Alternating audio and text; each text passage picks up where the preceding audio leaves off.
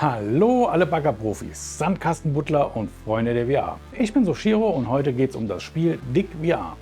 Es ist jetzt frisch auf Steam erschienen. Nachdem ich es mir schon auf der Quest angeschaut habe, Link in der Beschreibung, durfte die Steam-Version nicht fehlen.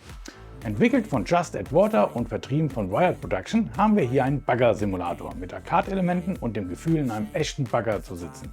So und nicht anders wird es uns versprochen. Daher hüpfen wir in die Brille, schmeißen den Bagger an und überzeugen uns mal davon. Ja, herzlich willkommen auf meiner Brille. Also wir gucken uns ja Dig VR auf Steam an, also die PC-Version. Den Ersteindruck hatten wir ja schon auf der Quest-Version gemacht. Das Ganze verlinke ich euch natürlich in der Beschreibung und auch oben im Video wird es einen Direktlink geben. Da könnt ihr euch dann den Anfang angucken, sowas wie Tutorials, die Einstellungen und was man so am Anfang alles machen kann. Wir gucken uns halt, wie gesagt, die Steam-Version an und da machen wir so mal die ersten Aufträge oder den ersten Auftrag und auch, dass ihr grafisch ein bisschen Eindruck kriegt, was dann so der Unterschied zur Quest ist. Wie gesagt, alles andere könnt ihr euch gerne im Ersteindruck-Video von der Quest anschauen. Ja, dann legen wir mal los. Also der erste optische Eindruck, den man hier so sieht, ist, ja, auf PC sieht es natürlich alles ein bisschen geschmeidiger aus. Es ist jetzt nicht extrem hochtrabend, aber passend. Also es passt. Es sieht gut aus und man kann nicht meckern.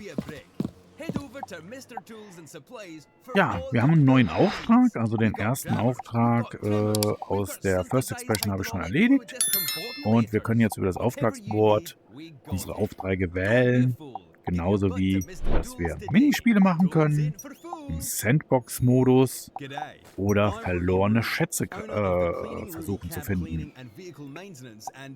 Ja, wir fangen erstmal mit den Aufträgen an, dann nehmen wir mal dann Altstilton Wohnanlage. Gucken wir mal, was wir da machen müssen. Oh, da haben wir ganz viele Aufträge. Den haben wir schon erledigt. Und hier haben wir verlorene Spielsachen. Was müssen wir da machen? Eine Familie braucht deine Hilfe in ihrem Garten. Sie haben ein kleines Problem mit ihren Kindern und haben mit dem Gedanken gespielt, wie sie die Situation in den Griff bekommen können. Sie möchten, dass du dich darum kümmerst. Dazu musst du dich auch mit einem neuen Werkzeugkopf vertraut machen. Hört sich erstmal cool an. Neuer Werkzeugkopf. Wir machen gerade mal das Radio ein bisschen... Oh, das war leiser. Ah, okay. So, schon besser.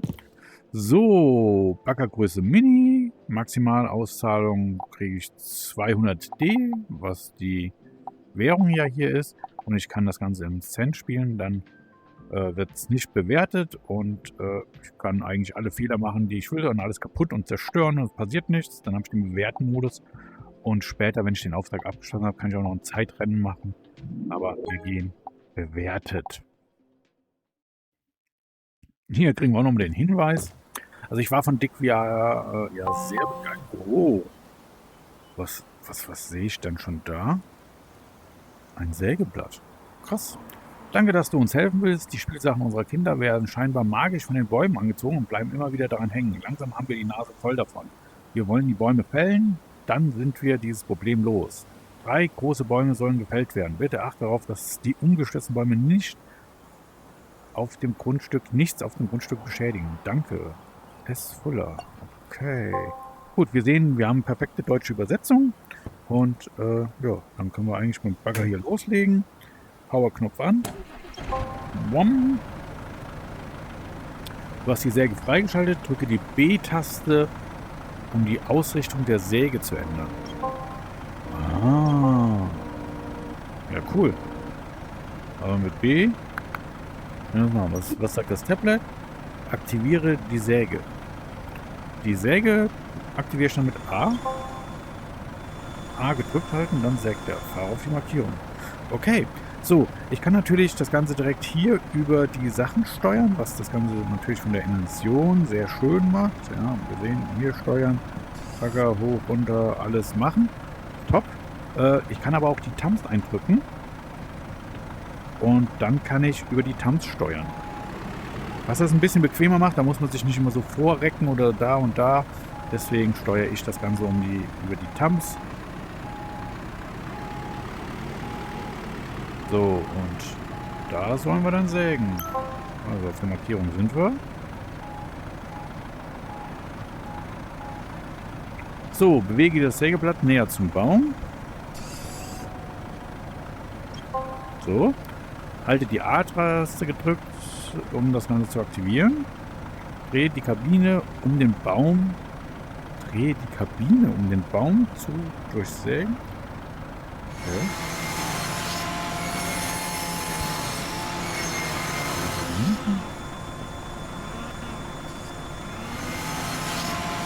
Ja, ich muss also wirklich hier hinher.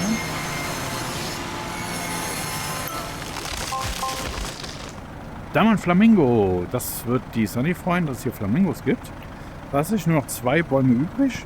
Ja, also ich schlag mich ja ganz gut.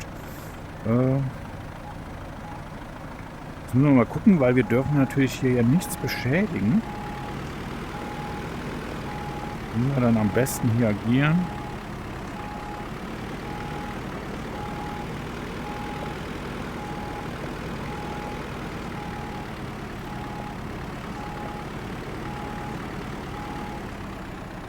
Oh, wenn ich den Flamingo zerstöre, dann wird Sunny sauer, nicht? Habe ich hinten Platz noch? Ja, habe ich. Mal was zurück.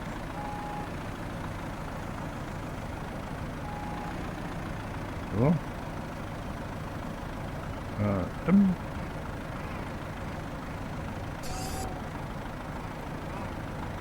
Also nicht den Flamingo treffen. Wir agieren ganz vorsichtig. So, ne?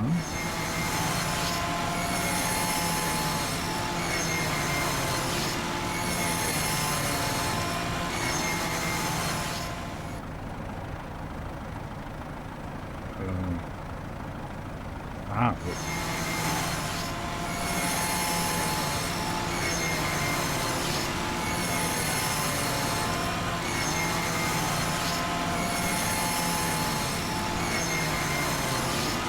Bitte fall in die richtige Richtung. Das war so klar. Das gab schon einen Punktabzug. Wir haben den Flamingo zerstört.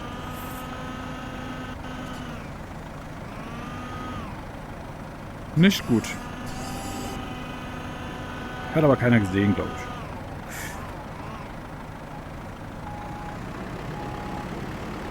Muss mal hier.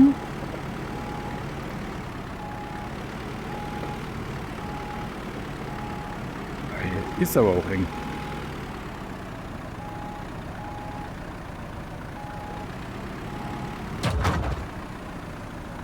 Ihr habt's gehört. Die Bank ist zerstört.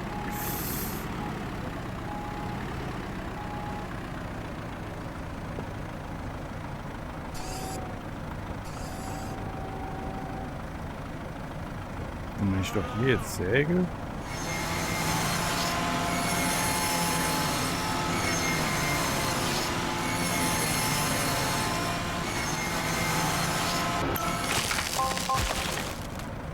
Okay. Die Bäume sind weg. Die Kinder werden froh sein, endlich ihr Spielzeug zurückzuhaben. Sobald die Stämme beseitigt sind, können sie ohne Hindernisse spielen. Ja, damit habe ich meine Aufgabe hier erledigt. Ja. Also ich habe ein paar Punkte Abzug bekommen auf jeden Fall. Also das mit der Säge ist schon ganz cool. Gut. Dann fahren wir hier mal weg.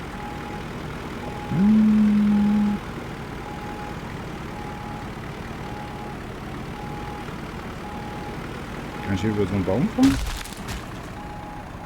Nein. Das beantwortet die Frage. Ah, ich muss die Bäume jetzt noch wegräumen. Ich dachte gerade, das wäre ein super schneller Auftrag.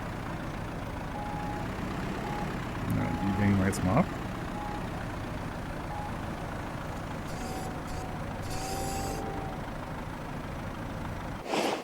Falsch, das war die Menütaste. Also Y, so noch zur Info, ist die Menütaste. X war die Taste, um etwas abzulegen.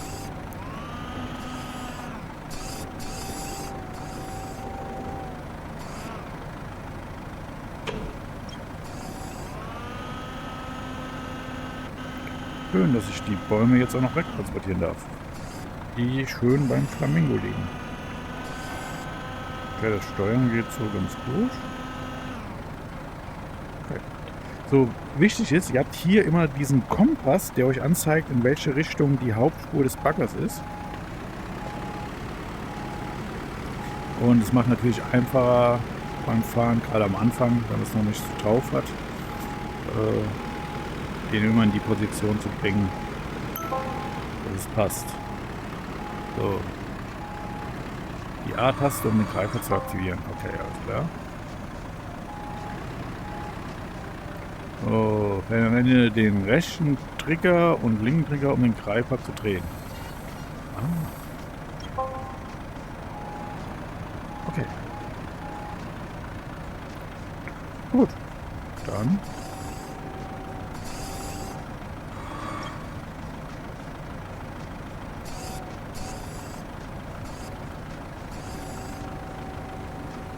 Bloß nicht den Flamingo. Ich sag's noch, bloß nicht den Flamingo, und schon habe ich den Flamingo zerstört. Ihr habt es jetzt wahrscheinlich nicht gehört, im Hintergrund kam ein entsetztes Was?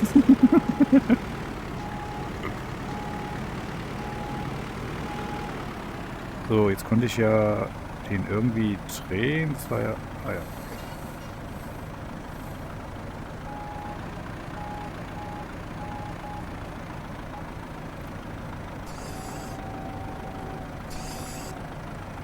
Und dann wahrscheinlich mit... Okay.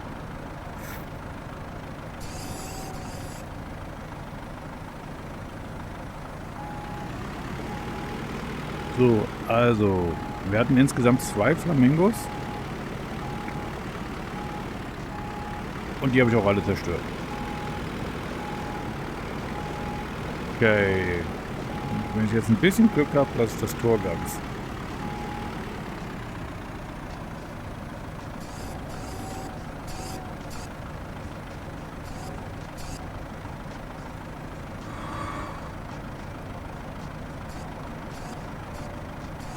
Genug Platz.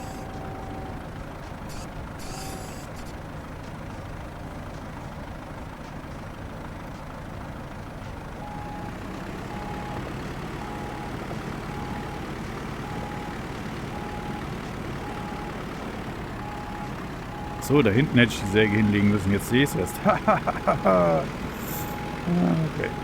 Man lernt nie aus.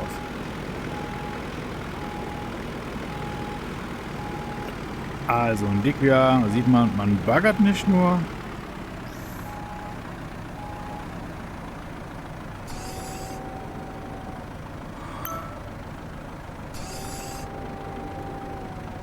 Sondern man muss auch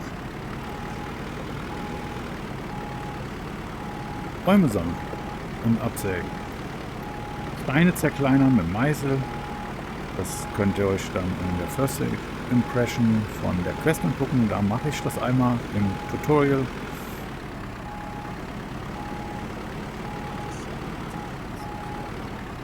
So, hier kann ich ja eigentlich nichts mehr kaputt machen.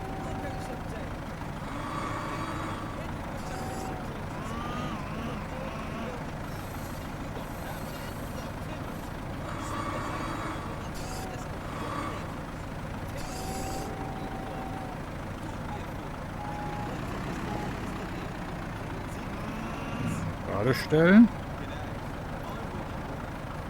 Immer dran denken, der Kompass.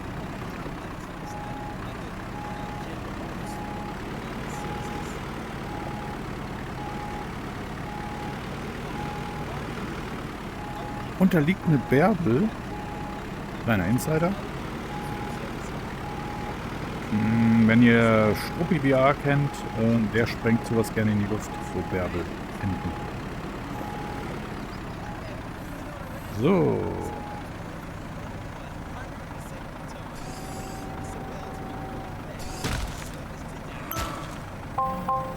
Nein, nein, nein, nein, nein. Das war's schon. Okay. Der Garten sieht so viel größer aus und hoffentlich geht kein Spielzeug mehr verloren. Stell den Bagger ab und ich kümmere mich um deine Bezahlung. Naja, mal gucken, wie die ausfällt.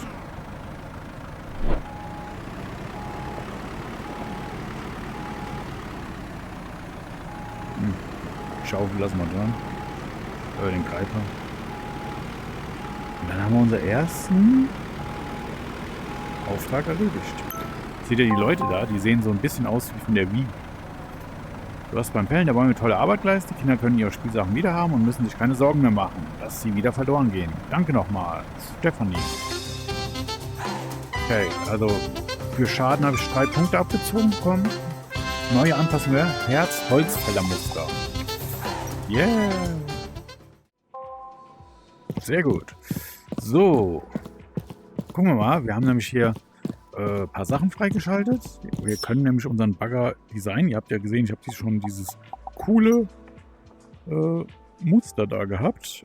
Und habe jetzt für Geld diese 2 freigeschaltet. Also 500 habe ich. Mit 400 könnte ich jetzt die Lackierung ändern. Farbe habe ich auch schon einige. Kann man den dann einheitlich machen oder Aufkleber habe ich jetzt mit Herzchen. Wollen wir mit Herzchen haben? Ich frage mal hier gerade in den Raum rein, wollen wir einen Bagger mit Herzchen haben? Ich höre nein, wollen wir nicht. Okay, wir wollen keinen Bagger mit Herzchen haben. Gut, so, also man kann dann hier schön im Laden Sachen kaufen, Skins und sowas, einzeln für entweder nur den Arm, nur den Ausleger, nur die Verkleidung oder für alles zusammen. Und das ist halt mein momentaner Mini-Bagger. Jetzt kommen hier noch weitere Bagger hinzu, also mit der Zeit, desto mehr man macht. Und hier haben wir die Minispiele, sind jetzt verfügbar und ich kann die Minispiele spielen. Das haben wir auch schon gemacht. Gucken wir mal, weil die Minispiele kann ich auch über die Karte hier auswählen. Dann nehmen wir mal gerade Entenfischen. Lass uns graben. Ja, damals war, wenn ich mich nicht ganz irre, mal ein Multiplayer irgendwie angedacht. Oder auf der Quest gibt es ihn vielleicht auch.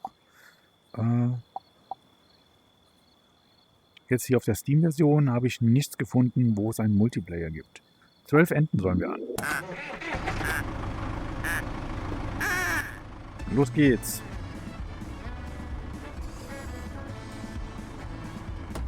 Aha. Was mache ich da mit der? Achso. Da hinten in den Pott. Was?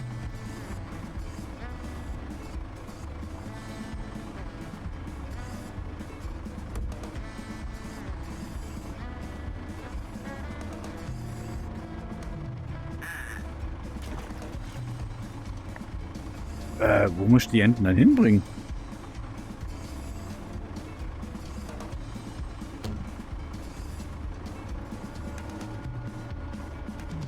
In den Pott?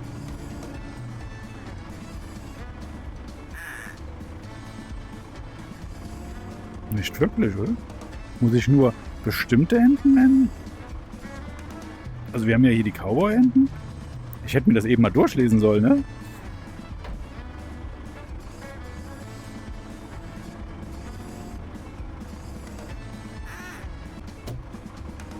Eine, da haben wir sie.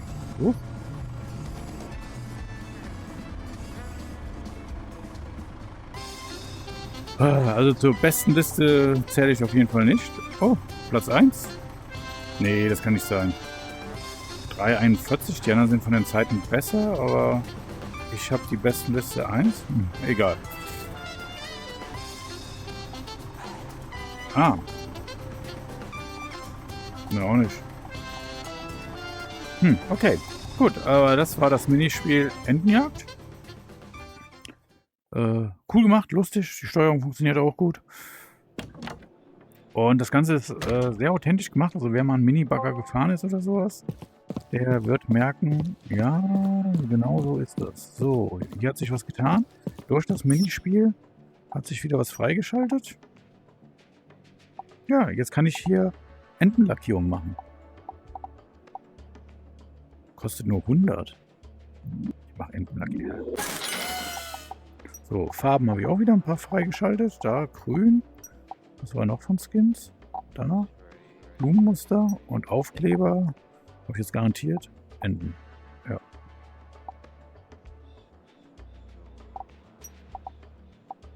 Aber wenn ich den hier habe, dann habe ich ja schon Enten drauf.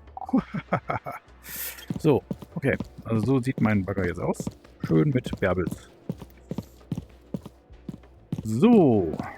Also das sind die Minispiele. Wie gesagt, dann gibt es noch 2 andere Spiele. Eins ist mit Kegeln umwerfen und sowas. Also auch sehr gut. Hier muss ein Fundament da angelegt werden. So, ich halte mich jetzt aber nicht länger auf, sondern wir spielen einen nächsten Auftrag. Beziehungsweise wir könnten auch mal einen Schatz suchen. Man kann nämlich eine ganze Menge machen. So, verlorene Schätze. Lass uns graben. Müll oder Schätze, was gräbst du aus?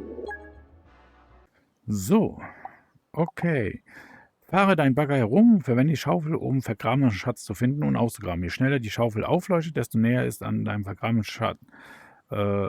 In der Nähe ein vergrabener Schatz. Aber Vorsicht, einige Teile sind Müll. Wenn du einen Schatz findest, platziere ihn auf die Plane. Wenn du Müll gefunden hast, suche weiter. Starte den Bagger und fange mit der Suche an. Okay.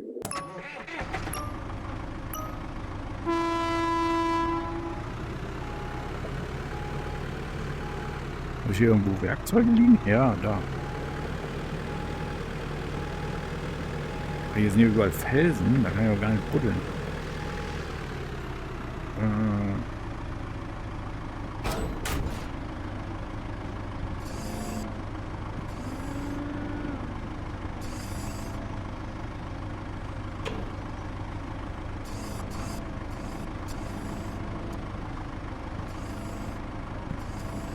So ging das. Okay. Dann zertrümmern wir doch mal einen Stein.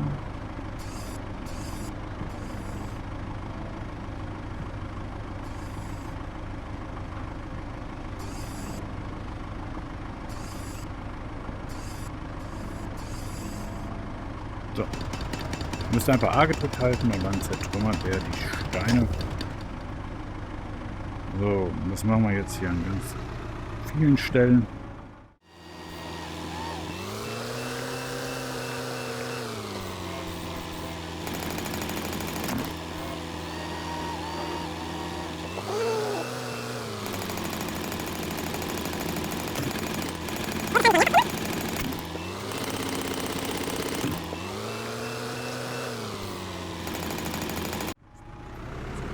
So, und jetzt hatte der ja eben irgendwas gesagt, wenn die Schaufel da drüber ist und irgendwie leuchtet oder so. Da. Da war doch gerade was. Okay.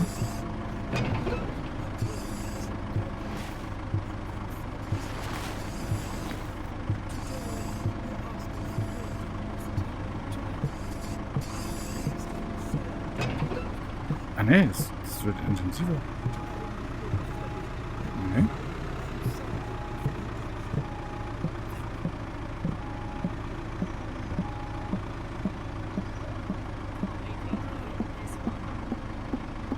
Ah, okay, also doch der Erdhügel.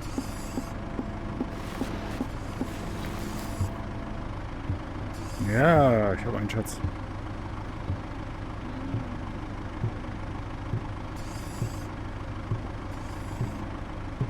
Und ich stehe nicht irgendwie so... Oder muss ich erst die Erde loswerden? Nein. So.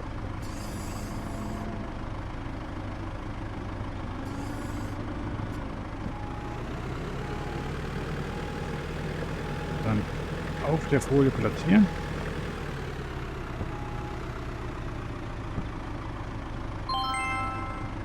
Ich habe ein ganzes Haus gefunden.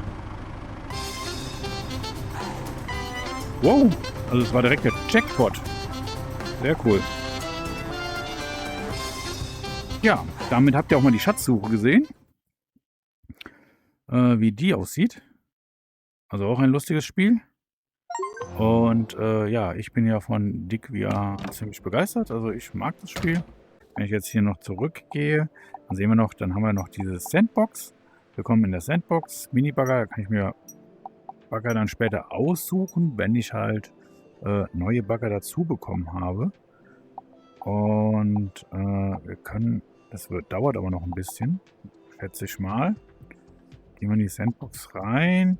Na komm, gehen wir gleich schnell in die Sandbox rein. Gucken wir nur mal kurz in die Sandbox rein. Und hier könnt ihr halt wild agieren in der Sandbox. Bagger los. Tschüpp. Ihr könnt hier alles Mögliche machen.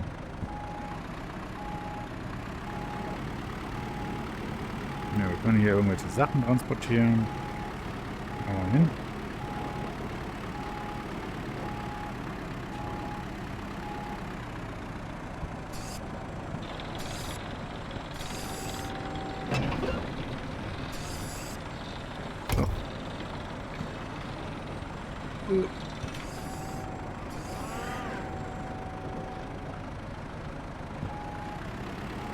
Da könnt ihr jetzt hier wild spielen, ne? Das ist also wie auf so einem Baggerspielplatz, das Ganze. Ihr habt da hinten die ganzen Werkzeuge. Da können wir noch gerade hinfahren. Wenn ihr mal seht, was es so gibt. Also es gibt eine kleine Schaufel. Eine etwas größere für den kleinen Bagger. Und dann natürlich kommt ein Bohrer. Da unser Meißel. Eine ganz kleine Schaufel und da die Säge. Ja, also Sandbox ist, wie der Name schon sagt, Sandbox. Ihr könnt hier halt alles Mögliche machen. Könnt ihr in die Mitte fahren. Könnt da ein bisschen rumbuddeln.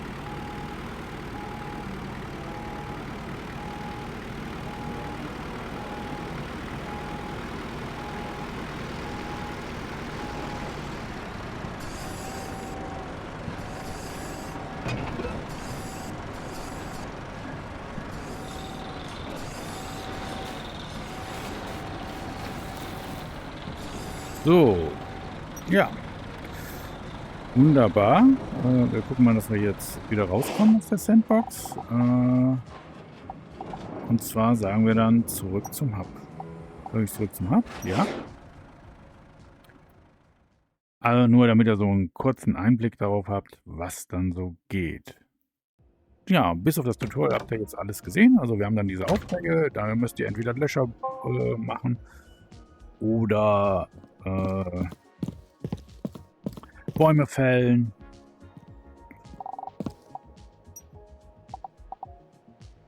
Etwas zertrümmern. Wurde es gebeten, bei einem privaten Problem zu sein. Ein Paar hat sich heftig zerstritten und sie stehen alle anscheinend kurz vor dem Aus, wenn sie sich nicht einigen können. Du brauchst ein neues Werkzeug, um diese Aufgabe zu bewältigen, zu verhindern, dass ein glückliches Ehepaar bald getrennt ist. Von diesem Spiel.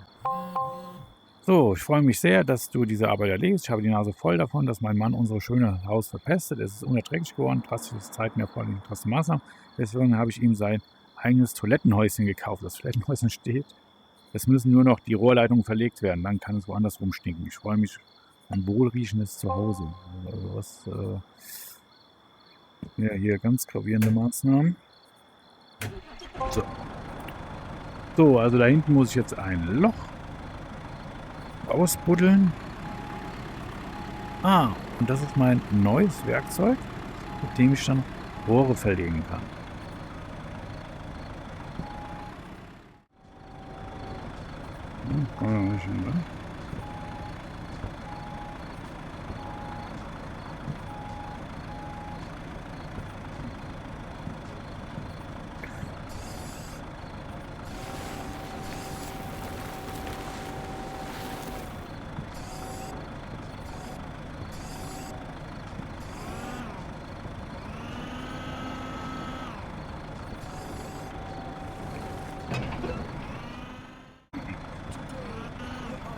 Wir wollen ja nicht diesen Brunnen da beschädigen.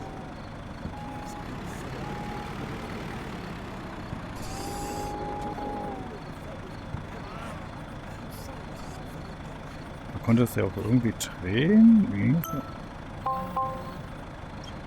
Okay. Sehr gut. Ein Schritt näher dran, wieder sauber zu atmen. Befülle das Loch, du kannst immer mehr Erde im grünen Container finden.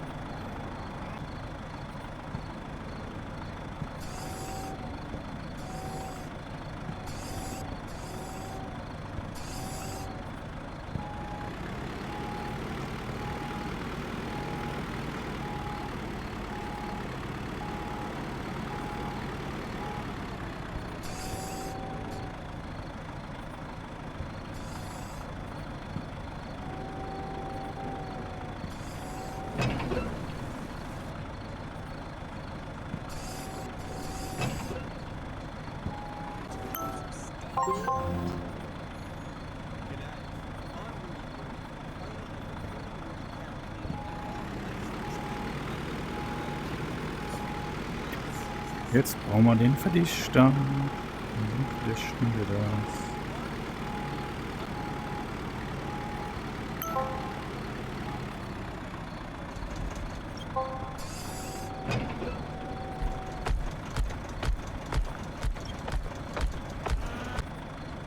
Oh, wie aufregend. Bagger ab und kümmere dich um die Bezahlung. Okay. Ja, okay. Okay. Verdichter, Platzierung, Schaufel. Oh, die habe ich doch richtig abgewegt. Schaden 0. Okay, das war's. Also, macht's gut. Ciao, ciao.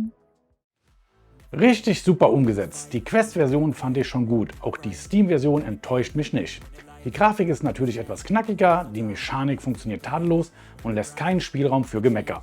Die Aufträge bringen viel Abwechslung mit sich und auch die Minispiele oder der Sandbox-Modus sind toll umgesetzt. Es gibt Vignetten, um Motion Sickness vorzubeugen, aber wie gut die funktionieren, kann ich leider nicht testen. Aber Sunny von @sunnyzockt, Link ist in der Beschreibung, sie probiert das für euch aus und ihr seht weiteres Gameplay. Neben Steam und Meta ist es auf der PSVR 2 verfügbar und wird überall so um die 18 € rumkosten. Nagelt mich aber nicht auf den Preis fest. Wer ein ausgereiftes, spaßiges Spiel mit Simulator, Arcade und Aufbausystem sucht, kann hier bedenkenlos zuschlagen. Also in diesem Sinne sage ich vielen Dank fürs Schauen und ich freue mich über jedes Däumchen, über jeden Kommentar und natürlich über jedes Abo. Also macht's gut, ciao ciao!